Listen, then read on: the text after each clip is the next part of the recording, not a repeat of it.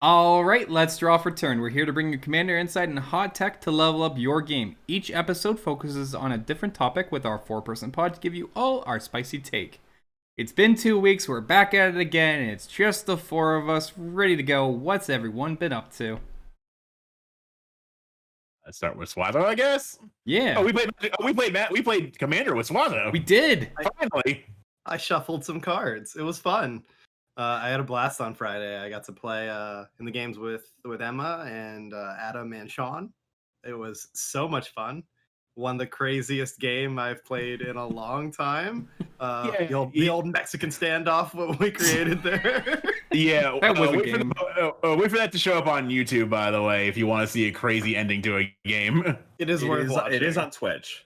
Yes. We're gonna watch the VOD back. If you're impatient, but if you want the edited, high quality production value, You put an editing note in for when the moment happens, EK. So if you can make that happen, that'd be lovely. It was a lot of fun. But a second game where I got to finally play my Kessa deck in a live game. I did the responsible thing, punted, didn't realize it, and lost. It was awesome. Still had a blast. Spoken like a true Storm player. You know it. Because honestly, a true Storm player's only enemies themselves. and math higher than edition, normal basic edition. But yeah, it was a lot of fun. I had a blast. Yeah, we've been playing a lot of celebrity magic lately, which is pretty much what I've been doing. Becca's been testing well, at least. I did have some fun games with her, so I'm happy where she's at the moment.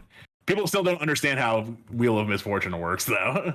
Oh God, I mean, it's a meme at this point. People just don't know how it works. In one game I played where I had a Wheel of Misfortune out, but I forgot the guy was phased out, so he could bid any amount of life. So he bid 1 million life to be the high bidder, and his life total didn't change. That's genius. Sean played a game the other day where 3 people picked the same number. Yeah. We had a game Saturday night when we were helping. Was it the high number or the low No, number? it was the lowest number. No. So it was Sunday. So one person wheel. Yeah, it was so much Sunday. life, but you guys did nothing. Yeah, so Surreal cast Wheel of Misfortune. I'm thinking to myself, all right, 8 seems like a pretty safe number. I want to discard. Let's do it. Someone else at the table chooses 15. Surreal picks 8. Voy picks 8. We look at each other dumbfounded. How did we all pick 8? We watch the Joyra player discard their hand and draw 7 fresh cards when they've already taken out all the lands from their deck, and we just cry and cry. Okay, 3 of you bid 8, so it was like that Spider-Man meme where they're all pointing at each other. Basically, yeah. Sounds about right. Sean did get to play an actual really good game on Saturday though. I did things. Oh yeah. Speaking of this area, EK's stream returned on Saturday with Magic the Gathering. And then promptly broke on Sunday. Oh. But you fixed it. You fixed it. Yeah, I did. But the game on Saturday was absolutely insane.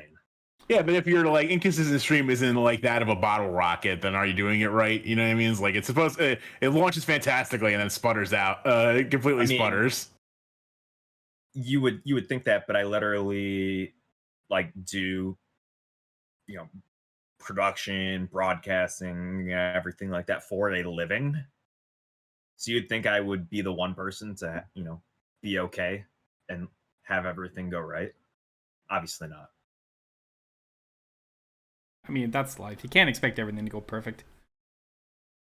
I mean, I was just really, really happy with my my play of knowingly blasphemous acting 36 warriors and Magilla away. that was a play. That was a smart play. Just so that I could have some fresh blockers for the crackback going heads up. I will say it was definitely fun playing in a Gila deck, albeit for one turn. Yeah. Oh. He killed somebody with my deck. Almost. Oh, he Emrakul your turn. Yeah, he Emrakul my turn. And then hit for 20-something with 20-something creatures. He's like, hey, I wanted to do that. It seems to be a thing. Emrakuling your turn and killing other opponents. I think I've done that before. Yeah, you killed a table with Sir Gwyn. No, sorry, you killed the table with Sunforger, not Sir Gwyn. Yeah, no, Sunforger did work.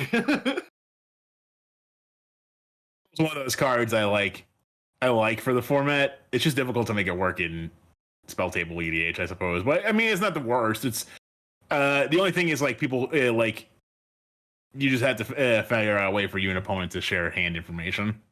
I mean, I was straight up with Sean. Like, Sean, I have two lands in my hand. Okay, well, Yeah, Do your worst. like for yeah, you EKs, get your draw step and stuff like that, so he'll see a new card. I'm pretty sure it was another land. it was another land, and I was nice to EK. I You had didn't this. strip mine my coffers when I had 14 lands and an Urborg out. Yeah, And that is what won me the game. it is. I was in the position. I just wanted to Emrakul for the sake of doing it, and I did it. I got the Because fun. the first time you did it that game, you did it wrong. Yes, because we 'Cause of- forgot 'cause of about Thalia? lands coming in tapped because of Thalia. You can Emrakul Oh wrong. no. No, he didn't have the mana to Emrakul because his land came in tapped. Yeah. That he needed Oh. to cast it. So we rehashed the term back to where like Emrakul came in, and just took the play back and started fresh from there. So Yeah, he waited a wheel, and then actually, honestly, probably got a better Emrakul out of it, anyways. arguably, yeah, Got it. but it was fun.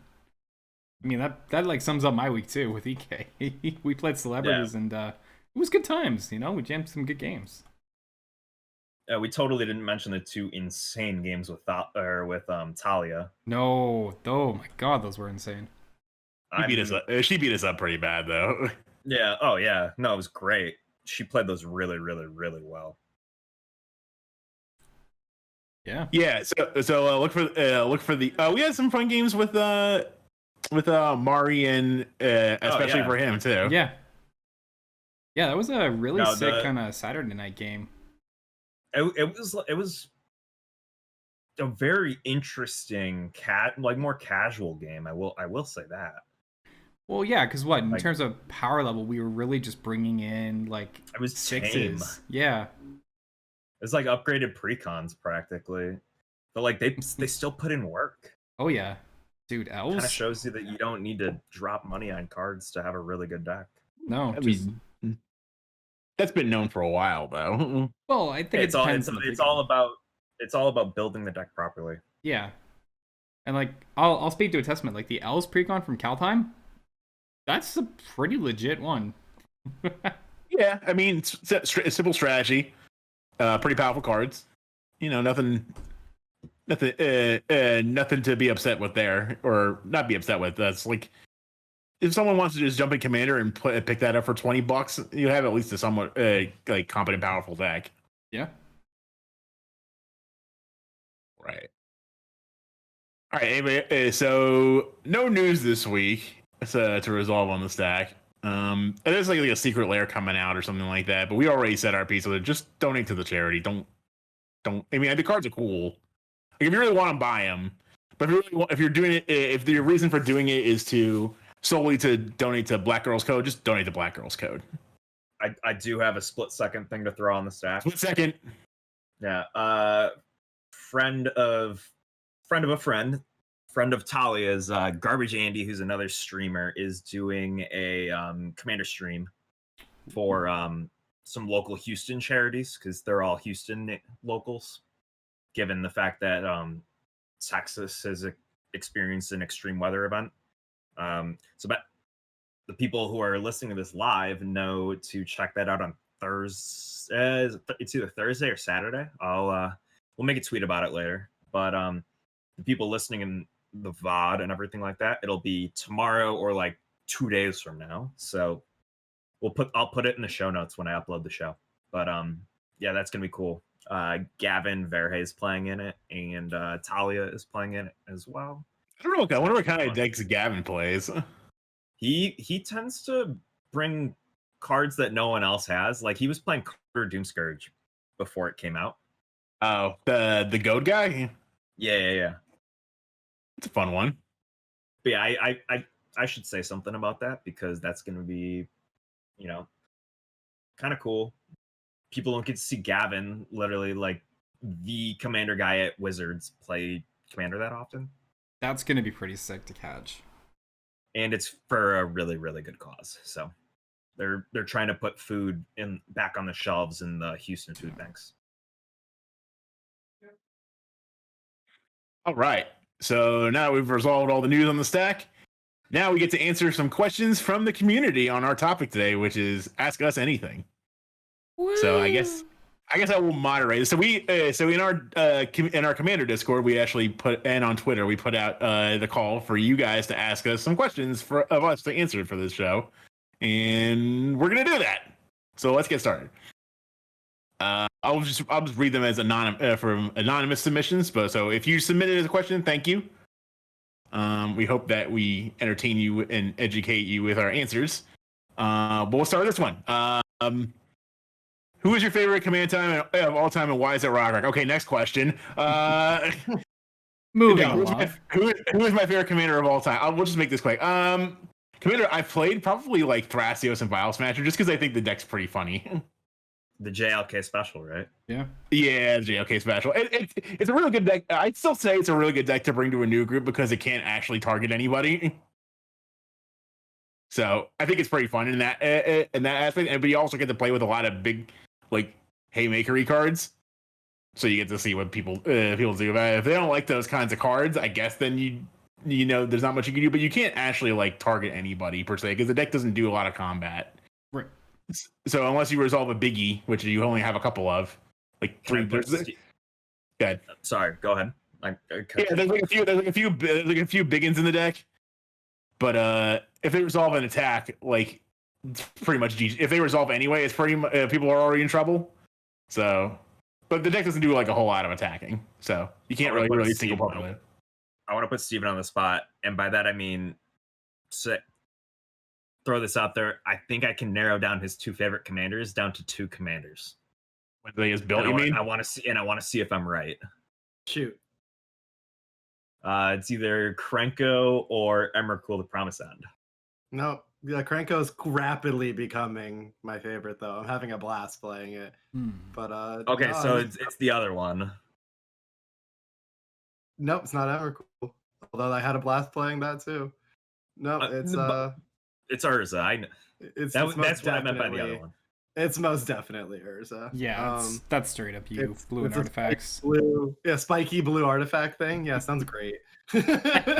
with counter Just spells. like the definition of what kind of player I am. Yeah. No, I thought that mind slavering people was gonna be a good selling point to say that was the most fun you've ever had. All right, so EK, favorite commander. Najila the Blade Blossom. Well, your build's like the fun version of it. Yeah, yeah. But like even the competitive build is fun to me because you still get to do combat stuff. Yeah. And then I think I know what Sean's is, but why don't you educate the people? Victus Osmani the Dire Group Hug. Because if I get something, like, you can too. 4 sets of quotations. Right? All right. Sorry. All right. Next question. Going the opposite direction. What is the least fun commander deck you've played with? For me, I'll just make it quick. I had a Derevi Wizard tribal deck that I turned into Derevi stacks, and I hated it. So then now Derevi got taken apart, and now I have this expensive $160 altar sitting in my binder of Derevi that isn't in any deck. Ooh. So I brought this on myself. So that was, I would say just that, like, I like Derevi, but not as a stacks commander. So I'll just say Derevi stacks specifically. I mean, Sean? Yeah, Ashling the Pilgrim and 84 Mountains. You did build that. I did build that, and I did play it, and it was terribly amazing. I will never play it again. Yeah, just don't. EK. I honestly, Dragon for me. It's too linear. Yeah. Also, it was like one of my first commander games I'd ever played. And I was still relatively new at Magic, but I knew enough to know that the deck that was handed to me was like super blatantly like too much of a Timmy deck for my liking. Yeah, So all right. I've seen cool Dragon decks ever since then, but I still like it's just not for me. Yeah, I just like see when I see Dragons, just like, oh, here's some dragons. Yeah, I like to work. I like to work a little bit more for what it's worth. Yeah. Swazo. My least favorite was actually my first Commander deck and my foray into Commander. I was playing a ton of Esper Control in Standard, and to get me into the game, we made Aminatu the Fate Shifter. And it basically was just a singleton Esper Control deck that wasn't even fun for me to play. It was just a bunch of freaking Planeswalkers, and it did really well, but it was no fun. Yeah, I find like Esper doesn't have that many fun commanders. Well, the ones that are the most fun are the ones that people hate the most, like Centriplets. Right. Yeah. Zur. And Zur's an Zur. example. Yeah. Zur was one I wanted to build, and quickly realized I didn't feel like always being archenemy. I mean, So I made an Urza deck. I mean, I like Tour de France Zur. That's a fun one. Chromium's a pretty fun Esper commander. Well, it's unique. It's like the Asper commander though. That's why. Yeah. All right. Moving on. Next question: is there an archetype or mechanic you would really like to see be better supported in the format?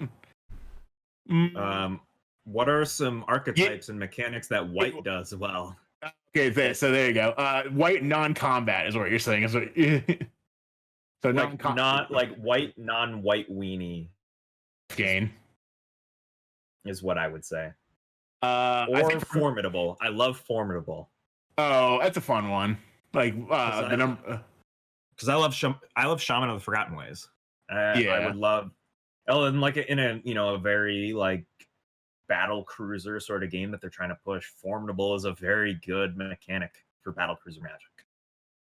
I would probably say one that was, it'll probably happen this year, knowing what we know about what's releasing. But Werewolf Tribal, please, like these are really cool cards, and like they don't have like a really like Werewolf Matters commander to back them up. I think you might get your wish. Yeah, I think I'll probably come out with. I mean, I'm cool with playing Xenagos Werewolves, like that's fine, and it's like a pretty unique rule deck, but it would really be cool to have a Werewolves Matter commander, as opposed to or just like a flip MDFC. Yeah. Oh, but if MDFC Werewolf, I could just play the backside right away. That would be sweet. Yeah. Or like you play the fronts because they do see a front side or a backside on the card. So like based on which side of the commander you play, like the certain sides of your other flip cards get better or worse. I feel like it's a tribe that's like pretty cool, but doesn't have anything going for it in Commander at the moment because it doesn't have any things that really matter or that you can play as the commander. So that kind of makes it a kind of a bummer situation. Sean, what do you think? Mechanic or archetype you want more support for? Honestly, I'd really love to see like mutate or the party mechanic get explored more. I understand like party only being in like Zendikar, that's their one set thing. I'm really honestly hoping they're doing something with that because we're getting a D&D set, like EK just said. Like I don't know, I want to see more of the party mechanic. I think it's a really cool way to bring in like a mix of tribal, but not force just one specific tribe. Yeah, I think you'll get your wish with the party thing with D&D. I hope so. Swado? I'm trying so hard not to say bring back Storm. But you just make Storm happen. Whenever Storm's an option, you force Storm. It's just how it works. But doesn't Storm even in like the regular construct formats always falls on the same couple cards, right? Yeah, definitely. That's why I wasn't going to say it. But I do think maybe, and if there is, forgive me, but more of like these modal cards, like a modal matters commander. I don't even know how that would work, but I like these, except for having to flip them myself. I love these cards. Yeah. Well, there's tons of modal cards now, like or double-sided cards. Mm-hmm. I mean, in theory, you would need something like a Grimlock to come back again, because like he cared. Like they clarified that a transformer is any card that transforms. I'm not sure about the MDFC cards. I don't think that's a transform thing. Right. Or like, is meld transform or something like that? Technically, it is. I think. I think so. It's a variant. Not quite. Yeah. Okay. Sorry, I can get down there. All right. Next up, what is something? I'm going to interrupt you. We had a Go ahead. question in chat. Okay, question from the chat. What set did we start playing with? Ooh, okay. This will be fast. EK, you first. I started with literally like the first day of the Magic Arena beta. Tempo Storm got me into it. So I guess that's technically Amonkhet, or is that Hour of Devastation? I guess Amonkhet block technically. Yeah, we'll just say we'll block. I guess. I always say Amonkhet, but it's literally day one of the Magic Arena beta. Right. Sean. It's gonna come as like no surprise. I started at the tail end of Scourge and started Mirrodin, believe it or not. I'm okay. I've been around for like 18 some odd years now in Magic, and I started with dragons, and well, here I am with dragons. Yeah, so I started around the same time as Sean did. So it's really funny that we go from Mirrodin, one of the most broken sets ever, into Kamigawa, one of the least broken sets ever, which is now broken. Have some broken stuff in Commander now that the landscape has evolved and added more stuff for Kamigawa cards to do. But I started at the beginning of Mirrodin, in my first soiree into Magic. Although I mean I don't really count me playing as 12-year-old me on the playground with my friends back in Unlimited or whatever, or Revive. I do know someone who does count their playground days though. That be Swazo. Yeah, it's very competitive. I never played on a playground. It was a cafeteria table. Ooh, what you never turned a gray ogre sideways on raw pavement? No, man. You haven't lived. Tainted ogre. Tainted ogre, right? Yeah, man. The 7-mana 6/6 with nothing else. I did start in Urza's block, so just before you guys, but I was very competitive and like Odyssey, Mirrodin block. I mean, I want to say that I was part of the reason that all those cards got banned. Oh God, I love me some Affinity. I even have a Pauper Affinity deck right in front of me just because I can't let it go. All right. Back on track with the next question. What's something that you playing EDH has taught you about yourself for life? I have a good one for this actually. It's okay to not get things right the first time. That's like my take on deck building. Like you don't have to get it perfect the first time when you draft up a deck. Like you can be wrong. You can make a bad decision, and it's okay. You can fix it. I'll jump in here too. EDH has taught me, and remember, I grew up. I literally only played competitive Magic. There isn't like non-competitive Magic to me outside of EDH. EDH taught me Magic can be fun, and you can lose. Like honestly, it sounds really bad, but like I was a spike hard before that. I never wanted to lose. DK? Great question. Other than you like art.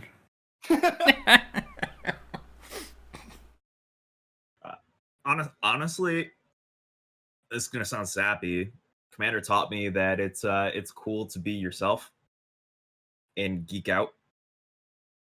Yeah, I can get down with that. Like having something to look forward to and like sharing your passion is awesome. John? I'm gonna join on the sappy trail a little bit. Commander taught me you can literally be anywhere in the world at any one time and still get down and have an awesome game with good friends. For sure. EDH has taught us the power of friendship.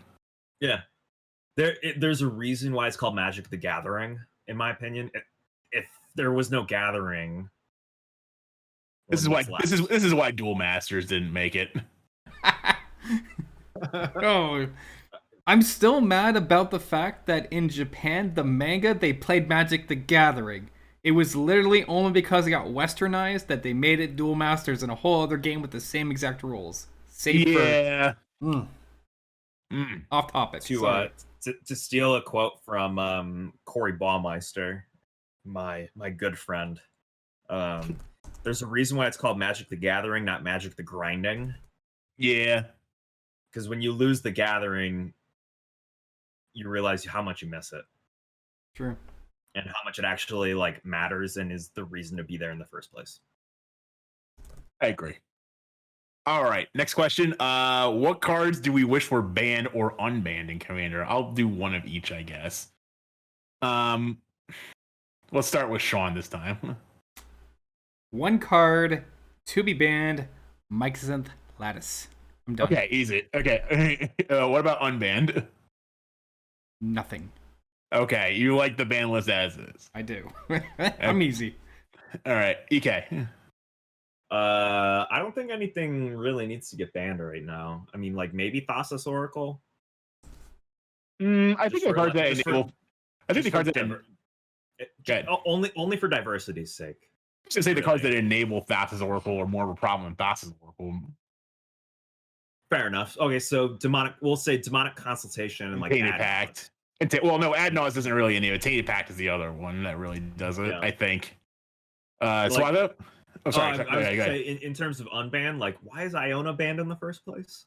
That seems like a biased opinion, but I agree. It's because it locks out monocolor decks mostly. I mean, there's a risk to everything, and she's 9 mana. Yeah, I guess like racing to 9 mana and locking out one player is kind of a big deal. And just like it specifically singles out that person, like you specifically cannot play this game, kind of thing. Swatho. I would love to say unban Primeval Titan, but I totally get why. No, do not unban Primeval Titan. I'm not even gonna throw that one out there, but you and I goldfished a game with Primetime, and you saw how disgusting it was. Oh, it's absurd. I cannot come off the ban list.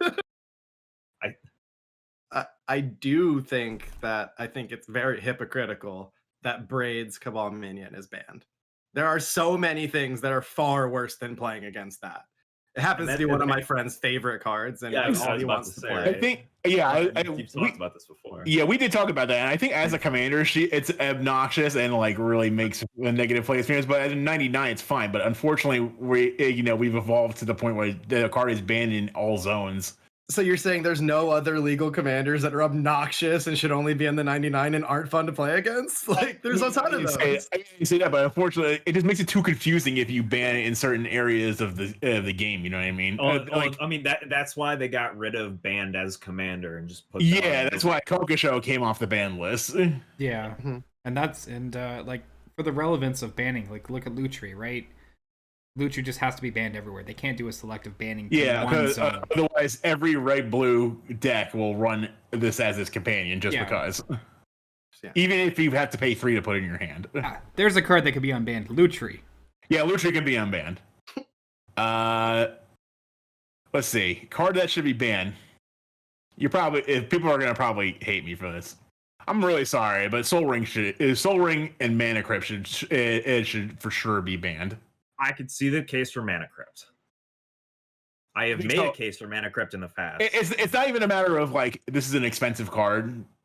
It's that the games where someone has one of these things, and like the other players or like not the rest of the table has it. It's just like makes it extremely lopsided. Like it does like propel that person ahead. You know what I mean? It's like how many games have you seen like a turn with like it was like land crypt ristic study. It's just like how do you stop like if that's your turn 1? Yeah, like, what do you do about that kind of thing? Not much. Yeah, there's not much to do about that. I just think this is some of the fast mana options. Like I think like the 1 mana like this makes 1 mana fast mana options are fine. Like Crow Mox Opal, Mox Amber, that kind of thing. Those are fine. You're investing to do that. Like you are giving up card advantage to do so. Yeah, or there's a condition for this thing to do the thing it does. Like you need Metalcraft for Opal to work. You need a legendary permanent for Amber to work. You need to dump a land for Diamond to work. Yeah. You also need like $600 for Diamond to work, but that's besides the point. I mean, and then you could dump a big expensive land also. Yeah, it's true. I mean, realistically, it's like you want a mana rock that doesn't just net mana on its own. You don't want 0 for 2 or 1 for 2. It's Chrome Mox is an investment in a 1 for 1. You're trading in a card for 1 mana. It's 2 cards. Good. Yeah, technically 2. You're right. Yeah, sure. No, yeah. Cards should be unbanned. Why is Coalition Victory banned? I'm sorry, this card is not good. Like, it doesn't even make the 5-color decks better. It's an 8-mana card. I have listened to Sheldon and Toby Elliott and them talk about it. From their perspective, it makes sense. So I'll just have to send it to you, and you'll understand where they're coming from, because they talk about it like at every quarterly meeting. They talk about Coalition Victory because there's so much discourse around the card. Well, there's probably more discourse around the other card I want Unbanned, and that's Trade Routes, because I just want to play with this card. This card's really funny. It's like, you want to draw some cards? Okay, I'll draw some cards. You want to draw some cards again? Okay, I'll draw some cards. I just like drawing cards. And it's like, it's a really funny card. I just think it's really funny. It's never going to get unbanned. This card's just way too good for the format. But, I mean, I would like to play with it just one time, you know? All right, moving on. What color do we feel is the strongest in EDH, and what makes it trump the other colors? I think we can ask me. I mean, I know your answer. It's going to be one of 3 colors. Okay, I was one of one. All right, well, Swaz, I want you go first on this one. Yeah, I'll just say it. I'm blue, but I could make an argument for green. I could make an argument for green, but I'm gonna go with blue on this one, and it just doesn't allow the other colors to do what they want. Yeah, I would say, like, for me, it would be green, just because it has like a million breaks. Like, green has the most breaks of any color. Like,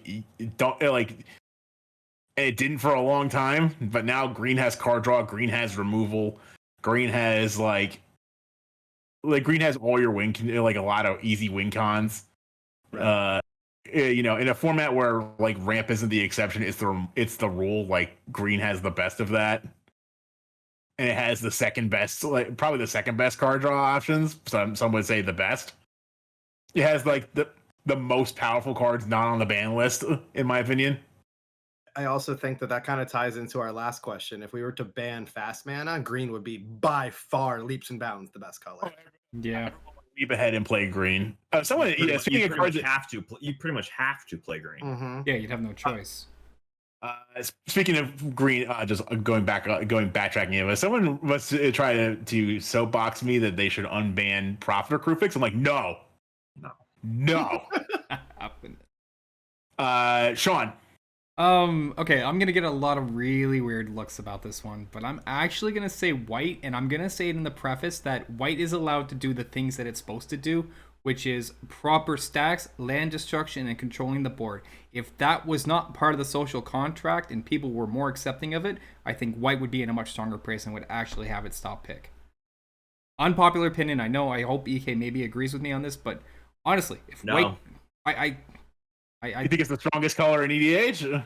I think it has the potential for it. I think it's like I don't think it's the bottom, but I don't think it's the strongest. Yeah, I think just for what you said, because of the air quotes rules of EDH, you just white isn't allowed to do what it's supposed to do. Yeah. Well, I said, like, if it was allowed, that would be my choice as number one. I mean, but yeah, because it's not allowed, it's green. But like, let white do what it does. You'll see white take over. That's. I'm not okay with that. Go ahead. EK? I'm actually gonna say black.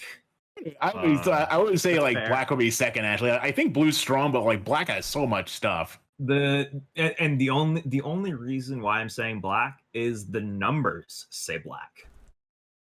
Yeah, statistically, black has the best hit rate. Like, of all the colors, they have the easiest access to card draw.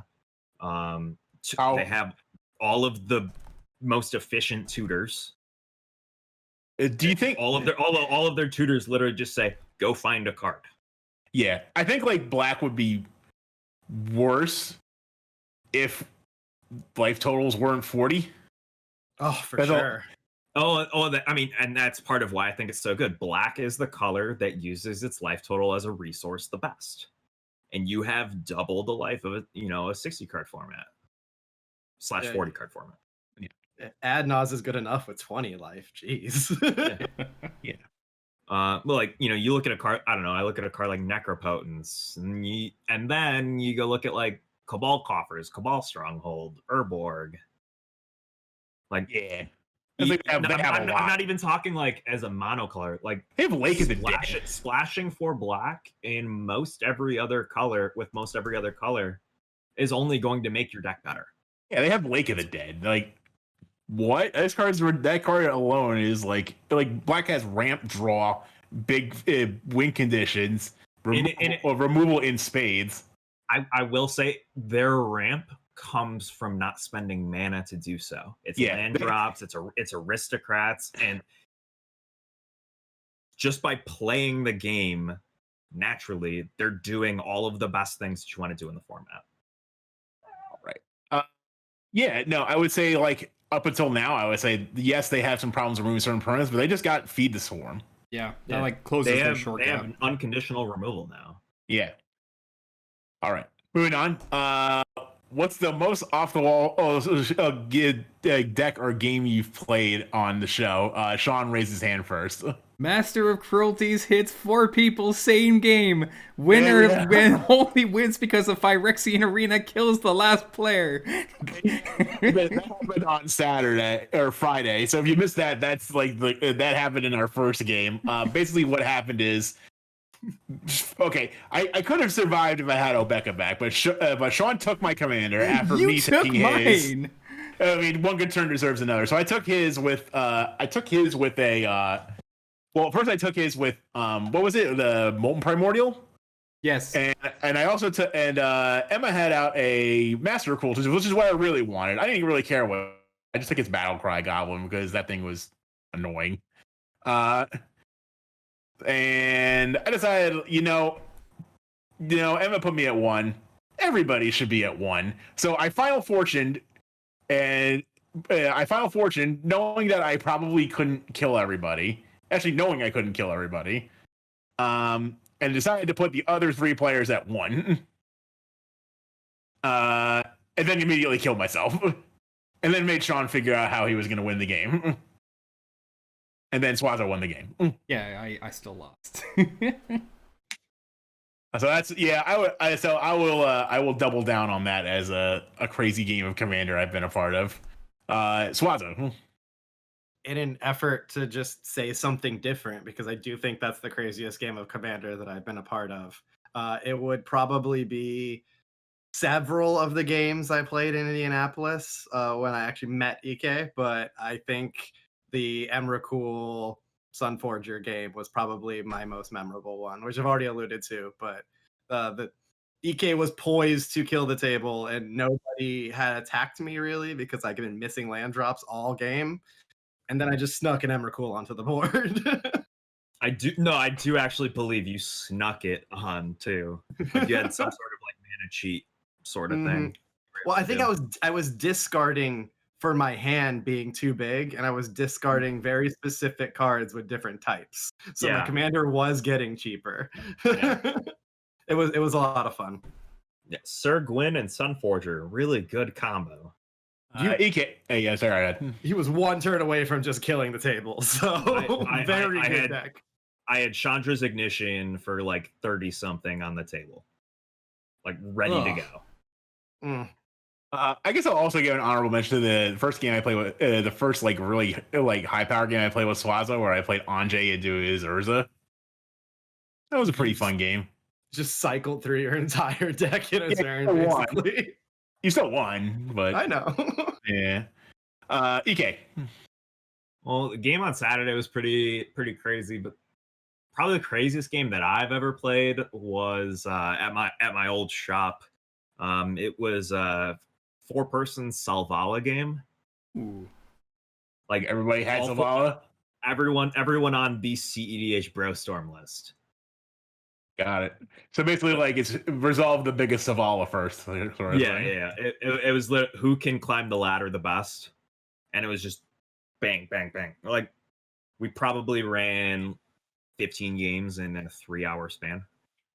Question from the chat coming in from Dr. Evil HS. Astral, how does it feel to have a successful Magic podcast? Does it give you butterflies? I am really awkward at answering this question. So obviously, like, it's not just me; it is all 4 of us. Like, the origin out. story is just like, we started doing this for fun. I don't think any of us, we had an idea for where it could go. I don't think we ever saw it going to where it is now, and I don't think any of us are going to complain about where it is now. Every week is just, I can't even describe the last month that's happened. Everything's different every week, and it just gets more awesome. I don't really get the better butterflies, but I stop expecting things per week, and things just seem to get more awesome and awesome. Yeah, no, I agree. Like, I never really, I only did this for fun. Success was, you know, if it was gonna be successful or not, I honestly didn't care. Not like I wouldn't put effort in, but like, because I put effort in no matter what I do. But, you know, like when I made our now Draw for Turn Magic and More Discord, I only made that initially with the intention of playing some games with my friends. And then I'm like, hey, EK, don't you guys play Magic on the internet? And he's like, yeah. It's like, well, do you want to come play in my Discord? And then it kind of like just spiraled into something else from there. Yeah. Brought all the Hearthstone guys over, and you know, next thing you know, there's like what 150 people in there now. Yeah, we have like 150 members now. Yeah, Yeah. a lot of people in here now. we don't play with Magic with everybody, but it's again that's the way the Magic and More comes in. Yeah. All right. Turned into a real solid community. It did, yeah. All right, next question. How do you feel about commanders that take advantage of a standard sets mechanic that aren't imprinted in other sets, such as mutate? You Can I know, speak for the group? go on. Don't do that. Yes, do not do this. This is a really question. silly thing. Oh yeah, like I'm sorry, like you came out like so like Calheim came out with the elf deck, which you can get lots of elves in other formats. But guess what? There's no Foretell in other formats, so like you're pretty much limited to the Foretell cards in just blue and white in Calheim, and I don't think Foretell's coming back anytime soon. Not that it's a broken mechanic, I just don't see where it fits in the roadmap. You know what I mean? Unless we go back to Kaldheim. I can see it. Yeah. Yeah. Don't do that. So I don't like it. I will agree with that. Don't do it. Your deck will not be better for it. But I do think it's pretty awesome that in Commander, it's the only place you can do that if you want to. Yeah. You can have a Commander with Mutate. That's the only Mutate card in your deck, and mutate onto a bunch of random stuff, I guess. But Yeah. it's cool that you have the option. Yeah, I just think like when you come out with a precon that's based around that, you give people the impression that they can have this and have a deck forever, like that they can improve upon going forward with new cards with this mechanic, but they don't do that. So like you kind of have to hope that this mechanic resurfaces. Like, you know, and I think Kaldheim you will go back to Kaldheim at some point. Because like this is kind of like when they name a set after the plane, that's usually a dead giveaway that like we'll be back there eventually. But like that's my thought. Like I don't really think you should be like they should be making commander precons around that mechanic. Yeah, like I would agree. Like if the mechanic has a way to come back or be listed as like an evergreen mechanic, which is a word I just learned today, weirdly enough, then I think it has potential. Welcome to the club of being in the know. Yeah, feels good. I'm finishing things. Yeah, like if it's an evergreen mechanic, I like seeing it back. But a one-off standoff, yeah, it adds flavor, but it needs other ways to be introduced in to keep relativity. Otherwise, your support is just going to dwindle. Yeah, I would say like the good thing about like I'll give you one that was successful. Like the 2019 precons with like Madness and Morph and stuff and Populate and the all one Flashback or whatever. These existed in many sets. Yep, evergreen kind of thing. It's not evergreen. No, I know, like, but in the premise it exists step outside. towards it. Yeah, in the premise that they exist, you have more options. So like the Morph deck actually I had for deck or the face down creatures deck was really strong because like it's just that it's face down, it's not just Morph. So Morphs and Manifests were like worked. And the deck worked really well. I ended up taking it apart because I just got bored with it, and I felt like I was trying to like I just felt like maybe I just didn't build it right. But I built it with a friend of mine. Like we had the same deck basically, and we would like tell each other like talk about like what we liked about it and what we didn't, and make changes on the as we went along, and it was fun for a little while. It's kind of funny, like to say, "Oops, here's a chrome shell crab." You know what I mean? Or "Oops, I'm pretty sure you wanted this flipped up morph creature while I take while I take your best thing." But I would say like maybe it's better to go back to older mechanics and try to improve them, as opposed to doing like ones that you just came out with and don't have only have one set of actual support for. Definitely. I'm not saying like don't build these decks at all. Like you should build whatever you want, Commander. You should build what makes I don't know if I understand this correctly. You're also not saying like let's do trample tribal or vigilance tribal, like that kind of no, like I can see like cards that like play on trample, like ram through, you know what I mean? Like you have cards like that. Yeah. That would be fine, but I don't think you can build a whole deck around it. Next question. Thoughts on Commander spin-off formats like Brawl, Tiny Leaders, and Oathbreaker? Oh boy, I've got some good stories for this People one. like them. I'm glad that they have a way to play them. Yeah, you can play. I say, Magic. You can play Magic your way, any way you want. It's just I don't think like Tiny Leaders and Oathbreaker like caught lightning in a bottle, and that bottle was very small. And like, because like when I remember when the Oathbreaker format like was introduced, with people started like, hey, you can play Oathbreaker this way because of War of the Spark introduced like 37 new Planeswalkers. But I think I built an Oathbreaker deck, and I played like one game of Oathbreaker the entire time I had it, and I had it for months. Like nobody wanted to play Oathbreaker. Like that's on me, because I probably should have spoken up and say, hey, I would like to try Oathbreaker. Do you guys want to do that? And that's probably on me. But overall, I feel it's just hard when like with the exception of Brawl, of the formats that were mentioned in this question, like are not supported by Wizards whatsoever. Like don't actually get support from Wizards whatsoever. Like Brawl does, but and the other two did not. That's my take on that. It's hard for me to want to get involved unless I have a large amount of people to play with. Didn't you try to make your own format? PDH? Yeah, we don't talk about that. It was dead on arrival, it turns out. It's a work in progress. Yeah. Sean. Ooh. I like the availability of the other formats. I mean, I'm obviously not much of a player in Tiny Leaders or Oathbreaker. I've dabbled in Brawl. I like it. I've only played it a couple times, but I'm happy they're there. You know, like in the sense of Magic, it's nice to have the flexibility of being able to play different ways. I'm glad there is flexibility. They're not something I delve into, but I am glad they're there, because the format itself, to really explore a card's potential, you have to hit it from all sides. What's good in draft is bad in constructed sometimes, or what's good in constructed may not be good in draft. You know, and same for what's great in Commander may not be great in constructed. Like you need to explore all avenues to see the real possibility of a card and its interactions. And having all these different formats is the best way to showcase that. EK. I interrupted your question with my answer, which is Sean's answer, but 4 words.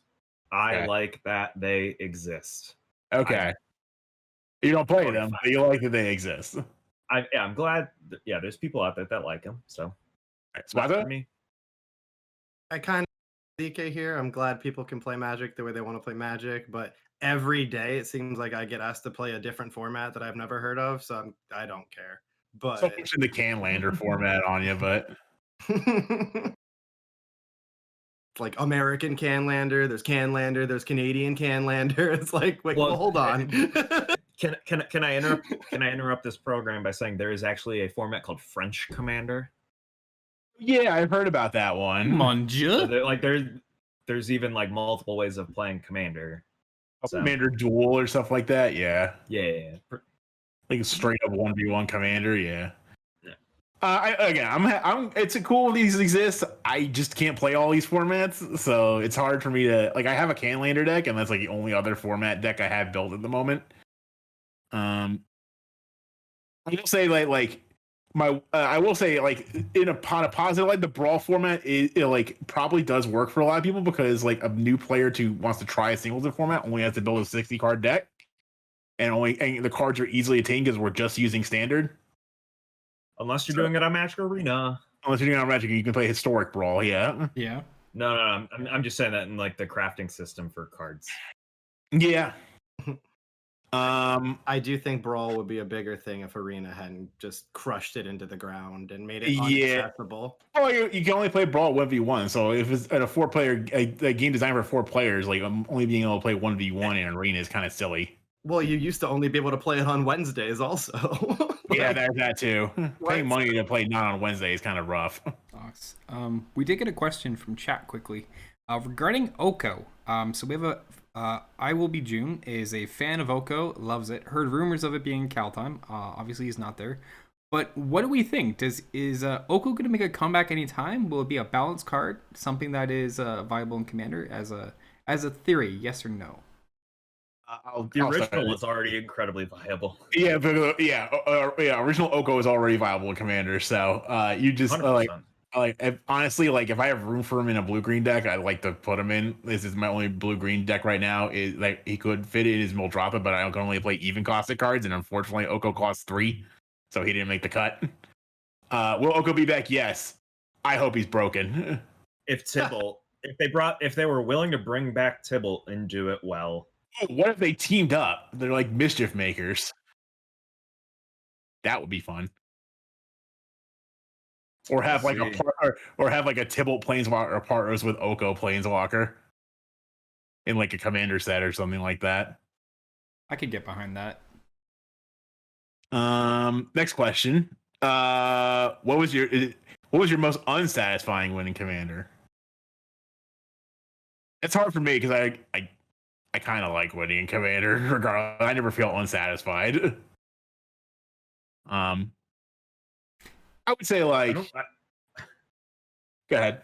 I was gonna speak for Steven and say I don't think he's ever had an unsatisfying Commander win, because all of his wins are usually in pretty spectacular fashion. The only time I will go against that is basically any time I've won with Urza. It's just Dramatic Scepter, just win the game. Like it's kind of boring. Yeah, I would say like there's definitely been some like if I take a super long turn with Joyra at a win, which is most of the games, that sometimes that's a little or no, an unsatisfying win with Joyra is I take a really long turn and I bounce just about every permanent on the board with Temporal Fissure and have to win in slowly. You know what I mean? Because I couldn't finish the game on it. Yeah. One of my favorite cards. That's kind of unsatisfying because I have to kind of like I'm dragging the game out kind of thing as opposed and like if I had bounced all the permanents, I think that would have been better, but I couldn't do every single thing. I could only do like the important things. But I set everybody back enough to where I I was in the pole position and for basically the rest of the game. So it was a little unsatisfying just because I couldn't end it. You know what I mean? I don't know. Like, I don't really like when I get a winning Commander. I'm not usually unsatisfied with it. I've had one. Rod played that game. It was literally, I think it was one of Rod's first ever games of Commander. Okay, do you remember what happened? Or I played Storm Cauldron. Oh, yeah. And the rest of the table probably would not be happy with that. It was also turn 4, and I had the ability to play 7 lands a turn. I think I remember that game. Actually, that was last year. Yeah, Sean was in that. Sean was in that. I do. It is that game. All right. Next question. Oh, directed right. EK. Will you ever build a mono blue deck? The question doesn't say mono blue. It just says a deck with blue. It says mono blue here, actually. No, it's strictly mono blue. I copy and pasted it. I'm gonna have to fact check this. This looks like an alternative fact. I will, while he's fact checking it, I will answer for him. No. Yeah, no, not mono blue. A deck with blue, redeem 500,000 points on my Twitch stream. Never mono blue. Never mono blue. It doesn't interest me. I don't like the playstyle. For 1,000,000 points, will you do mono blue? 1 million channel points. No. I have a brand. I have standards. Even if it's Cherix. The Ooh, that'd be only cool. mono blue commander Mhm. that I would ever think about playing is Nezahal. Okay. I can And see that. and that's Saucy Mailman's lane. Yeah. I don't want to step on his toes because I like his deck way too much. Yeah, his is spicy. All right. Coming down to the last couple questions here. Next one. What are your thoughts on using gold border cards in Commander? Yes. Yeah. I want to play with my friends, not your wallet. Yeah, I don't care if you have a note card that you put a permanent marker name on. I don't care as long as you clear it with me first. Like this bull market or bear market, whatever, for Magic Finance. Like, if you want to proxy something, okay. Lightning's bear. It's a bear market, okay. Yeah. No, lightning's bad. No, Okay. hands down agree. Like, have fun. Proxies are fine. Gold border. Like, you don't have $1,000 for a guy as. Have a conversation about it. Yeah. But if you have a conversation about it, anything goes. I think people have too much of a problem with gold border cards, honestly. Yeah. Well, like, look at the value difference. Do you want to spend $1,000 on a Gaia's Cradle, or would you rather, proxy it or get access to a gold bordered version? I'm not gonna care. I think the gold border one is 150 right now. Okay, maybe don't get the gold border one either, but nonetheless, yeah. Well, I remember my first Sylvan Library I ever got was a gold border one because I just couldn't get my hands on a regular one that was like affordable. Yeah. And I spent $10 as opposed to 50 or 60 or whatever. Something like that, yeah. So I'm pretty sure Steven's Hallowed Fountain in that Chulane deck that you had for a second was a proxy that I gave you that I got from a friend. Yeah, I was still playing blue-white in like multiple formats, so I had 8 Hollowed Fountains taken up, and I used the proxy one that he in my commander deck. It's like, you don't have a Hallowed Fountain in this deck. My friend gave this to me. Here you go. It's pretty beautiful. Yeah, the foiling's nice. I agree. All right.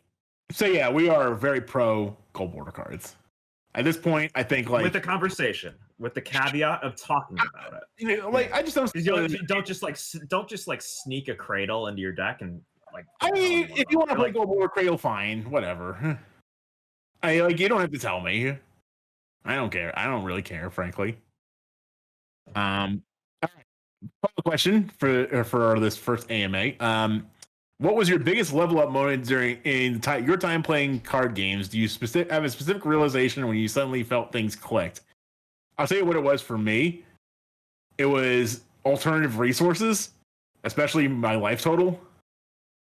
And everybody knows I love, being the only two in the camp of there's only 2 life totals, and that's like in any game.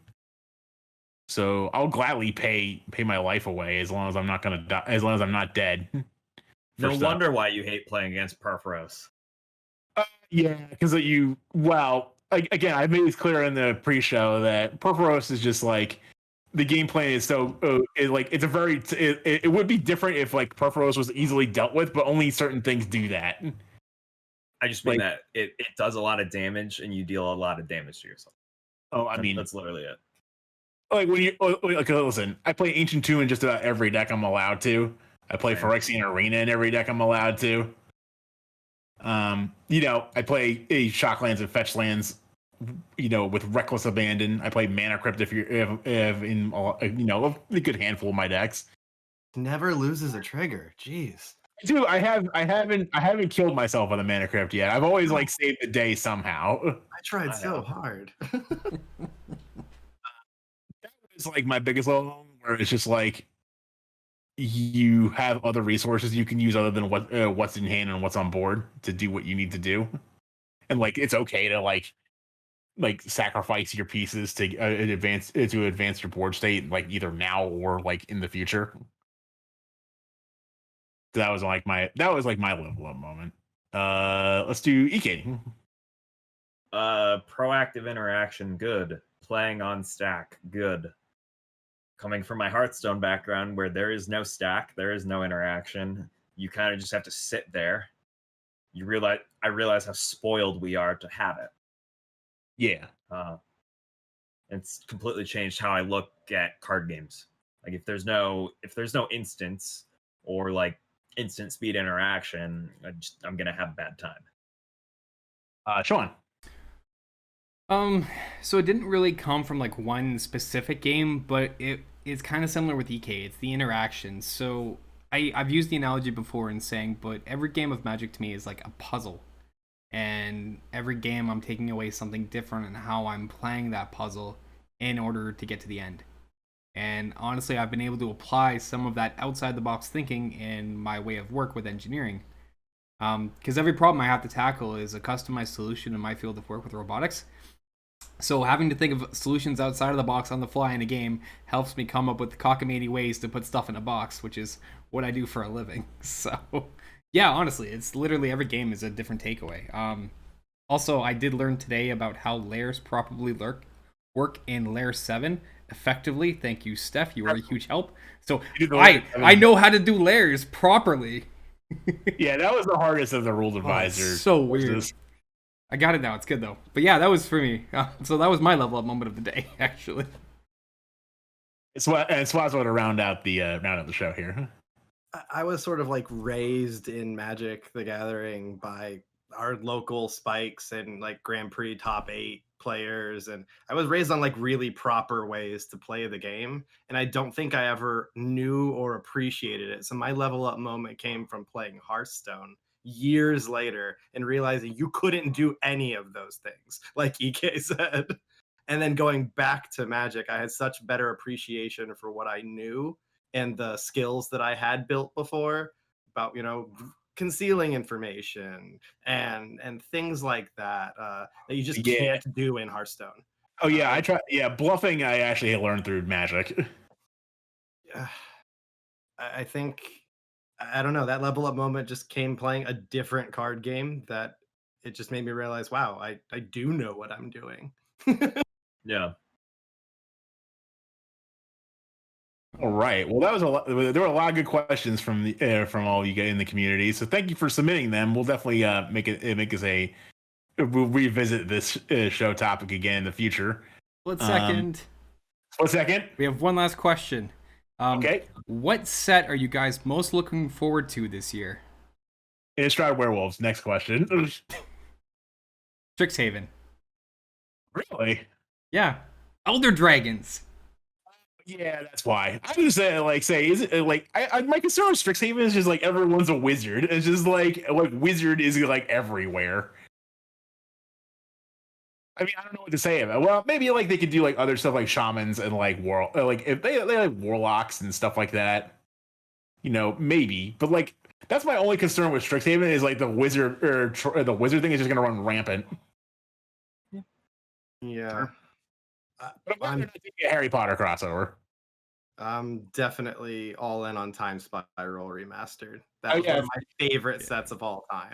Draft's a bunch of fun, by the way. Mm-hmm. I'll give honorable mention to the D&D thing, by the way. Just because I play D&D, so I'm interested in what they're gonna do. If it involves dice rolling, oh boy. I'm gonna say Modern Horizons 2. It's a good one. It would be nice to have more fetch lands again. Yeah, they're reprinting half the fetch lands, and Modern Horizons 1 gave us some other really good reprints and new cards. Yeah, like Sisay. I love Sisay. So I was gonna go more on the line of like Yawgmoth, Urza. It did give us some other problem cards like Astrolabe though. So I mean, and that's inevitable. And like Modern got Hogak and stuff like that. But I like Modern Horizons. They are inherently building a set for a more powerful format, which means that Commander is inevitably going to get some powerful cards, which I'm excited for. Powerful cards are exciting to me. Yeah.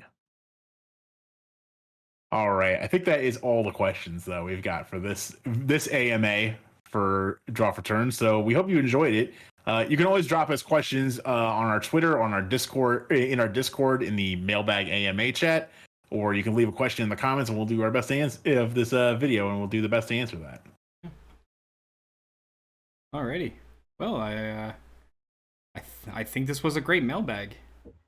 Yeah, we hope we've had given everybody some insight as to how our thoughts on the topics you guys want to hear about.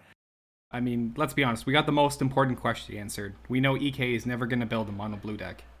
Yeah. No, never. Well, friends, you can find us on... You knew the answer to that. I did. Sorry to interrupt you, but I have to plead my case. No, you're good. I get you. You have to. You have a brand, EK. And that brand is pretty museum pieces that are non-mono blue. Alrighty, well, friends, you can find us on Twitter at Draw for Turn and at YouTube Draw for Turn. We post weekly discussion topics. You know you can hit us up with any questions. So get on the conversation, drop us a follow, hit that subscribe and like button. Check out some of the amazing Commander gameplay coming up with Talia Vess, Radical Mari, ESP, and Emma Skyward. Adam, why don't you take us through your closing statements? Okay, so you can find me on Twitter at @DS_AdamN. Always giving a shout out to my local game stores, Top Deck Games in Westmont, New Jersey, and the comic book store in Glassboro, New Jersey. Also shout outs to Modfly from my really sicko Becca. I'm really enjoying it. I'll be doing Modfly alters on Facebook and Twitter and Instagram. So if you guys are looking for some really good alters based in the US, Modfly is your guy. His name is Brandon. He does some really good art. EK? Same place always, everywhere on the internet and twitch.tv at EK Plays Cards. I've been streaming Saturdays for sure, but I'm going to pick up and stream a second pod from FNM on Fridays, and then maybe some midweek streams. I'm basically the weekend shift. Yeah. Other than that, shout out to my local game store, Games Plus in the Chicagoland area, and an unsponsored plug for Next Ridge Games in Tampa, Florida, because Mark and Rusty single-handedly bling my decks, and it makes me happy. Swazi, my dude. You guys can find me on Instagram at Stevie Swazo and on Twitter at SwazoDFT. Draw for turn. Ooh, I'm liking that DFT ending there. Ooh. Spicy. That's the handle this week. I'm gonna have to change the show notes. Oof. I can agree with that. Friends, you can find me on Twitch, Twitter, TikTok, and Instagram at AstroSlame. I stream a mix of NT Arena, motivational talks, and our FMN games on night, and I'm happy that EK is going to be joining because that is more Commander games to watch at a time, and it's going to be great. Shout out to Harry Tarantula and Next Ridge Games. HT, because you guys hooked me up with the cool stuff, and I wouldn't stuff Next Ridge. Yeah, I'm addicted like EK. There's bling. I don't want to go more into that because that's a pocket. It hurts my wallet. Anyways, going on. As always, everyone, remember to untap, upkeep, support your local game store, bling your deck with affordable cards at reasonable prices. Brought to you by your friends at Next Ridge Games. This is an unsponsored message. Wear your mask and draw for turn.